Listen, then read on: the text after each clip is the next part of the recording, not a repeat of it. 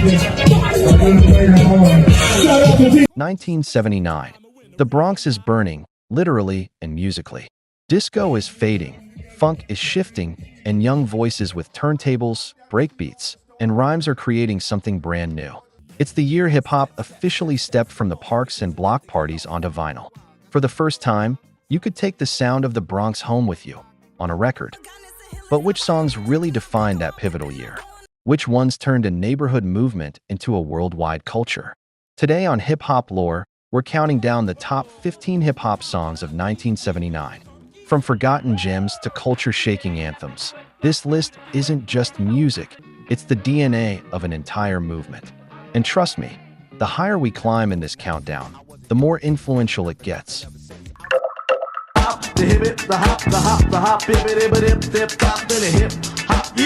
Let's start with a record that most casual fans haven't even heard of.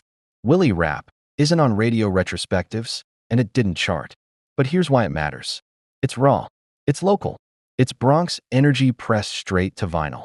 And all of a sudden it was so I did the dance and I did my best. The track captures the feel of those block parties where MCs would rhyme over extended breakbeats, hyping the crowd and battling for dominance. Willie Rap may not have the polish of later hits, but it's a time capsule.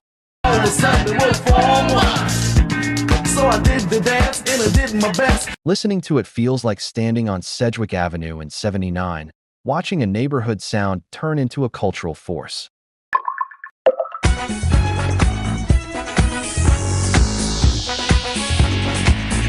Now, Eddie Chiba isn't always remembered today, but back then, he was one of the top party MCs in New York. If you were at a Bronx or Harlem jam in the late '70s, odds are you heard his name. Looking Good captures that live energy.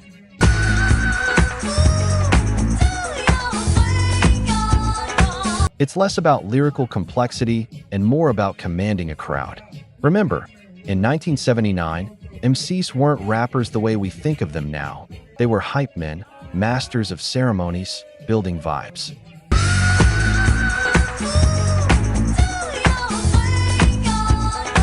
Chiba was one of the MCs who showed that party rocking could be a profession, and looking good is his calling card.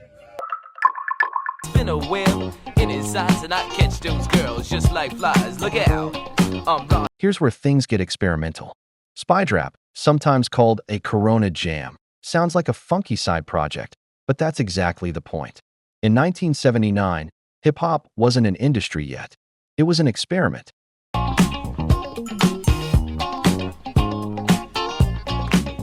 Every MC and DJ was trying to figure out what this new sound should be.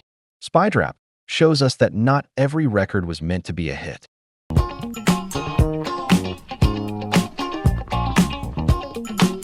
Some were just steps toward finding hip-hop's voice. I swear to God, I wish you was mine. Said, hey boy, you're Spoonie Gee. Spoonie Gee deserves 2 spots on this list, and we'll get to why later. Here, at number 12, Spoonie Rap introduced something brand new. Most early rappers shouted chants or party rhymes. Spoonie, he spoke. Smooth, conversational, almost casual. I think you look so fine. I swear to God, I wish you was mine. Said, hey boy, you're Spoonie. It was a revelation. He showed rap didn't have to be about yelling over a beat. It could be cool, it could tell stories, it could flow. For that reason alone, Spoonie Rap is a cornerstone. And it's driving me insane. I got 18 years experience. I'm the master of... It was a revelation. He showed rap didn't have to be about yelling over a beat. It could be cool, it could tell stories, it could flow. For that reason alone, Spoonie Rap is a cornerstone. Give flowers where they're due. LadyB was one of the very first women to ever put rap on wax. It's driving me insane. I got 18 years experience. I'm the master of... To the beat, y'all, proved that hip-hop wasn't just a boys' club. Her presence expanded the culture, opening the door for the Roxanne Shantays, MC Lights, and Nicki Minaj's of the future. This wasn't just a song, it was representation, and it carried weight.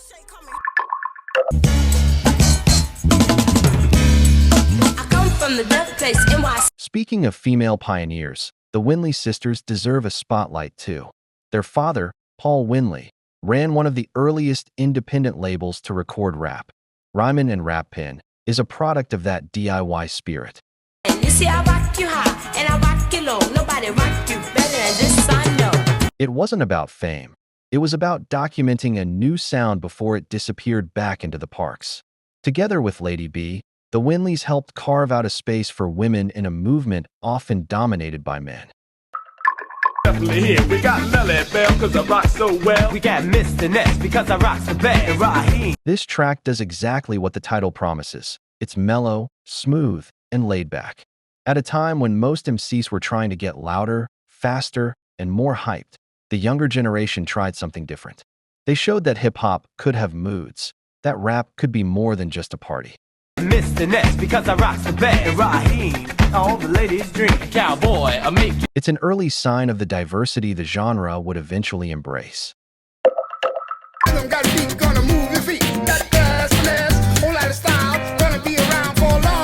Here's where the Latin influence enters the story. Joe Bataan was already known for Latin soul, but in '79, he decided to try something new, rapping.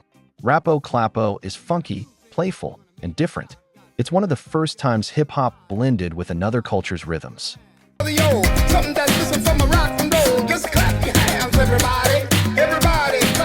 In many ways, it foreshadowed the global reach of rap. From New York to Puerto Rico to Brazil to Africa, hip-hop wouldn't just stay in one lane. It would become a world language. Joe Bataan helped open that door. The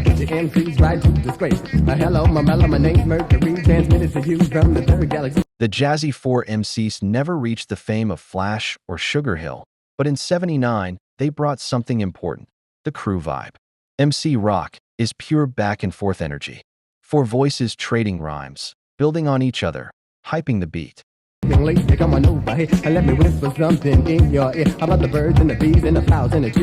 That structure, the idea of multiple MCs sharing a record, would become a blueprint for countless crews that followed. Yo, solid gold. The Kid Creole playing the role. Take this with the Furious Five. Now here's a heavyweight. Grandmaster Flash wasn't just an MC, he was a DJ scientist. His Furious Five were learning to shape rhymes into longer verses, not just chants. Spiderap is long, over 12 minutes. It's ambitious, it's layered, and it shows hip-hop wasn't just a fad. I'm Creole, solid gold. The Kid Creole playing the role. Take this with the Furious Five. It was music worth stretching, experimenting with, and evolving. This record laid the groundwork for the lyrical complexity that would define the '80s. Clientele, you be prepared for cake and rock well. If you come to a planet to hear history, you be. The Funky Four were pioneers, but the plus one was the secret weapon, Sharrock, widely regarded as the first prominent female MC in a hip-hop group. This track is a party on vinyl. Well, let's go to work, let's go to work, let's. Call and response, funky beats, and multiple MCs. All the elements that made live jams so electric. If you want to understand the block party vibe of 1979, this is the record to play. Get up, get up, get up, get up, get up, get up, get up, sit back down. And now, history makers. The Sequence were the first all-female rap group to record, and they did it on Sugarhill Records. Funk You Up wasn't just a novelty. Right on up, we're gonna funk you right on up. Funk you right on up. It charted. It proved women could move units in hip-hop, and it put Sylvia Robinson's Sugarhill label on the map. This track isn't just music, it's empowerment. 2, 4, 6, 8. Fatback, don't you? Here's the record that changed everything.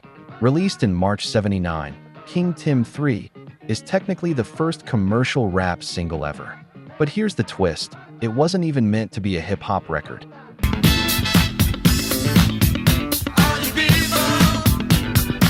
Fatback was a funk band. King Tim was added almost as a gimmick. And yet, it became a milestone. King Tim 3 opened the floodgates. Without it, the industry might not have been ready for what came next. These reasons I'll tell you why. You see, I'm 6'1" and them tons of fun, and I guess You already knew this one was coming. Rapper's Delight. is the reason your parents, your teachers, and your neighbors even knew what rap was. Released in September '79, it was 15 minutes long, funky, and infectious.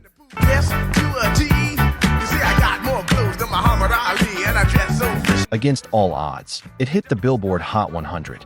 Suddenly, rap wasn't just a Bronx thing, it was a world thing. This was the spark that set the industry on fire. In a box was rocking to the funk and beat, and then I looked at her and pushed the seat back, turned off. And at the top, we circle back to Spoonie Gee. Why? Because Spoonin' Rap wasn't just another party track. It was the blueprint for everything that followed. He was smooth when others were loud. He told stories when others chanted slogans. And then a box was rocking to the funk and beat, and then I looked at her and pushed the seat back, turned. He made rap feel like a conversation. Ask any hip-hop historian, and they'll tell you, 1979 belonged to Spoonie Gee. His style is in the DNA of every MC that came after him. If you enjoyed this episode, then go watch this video.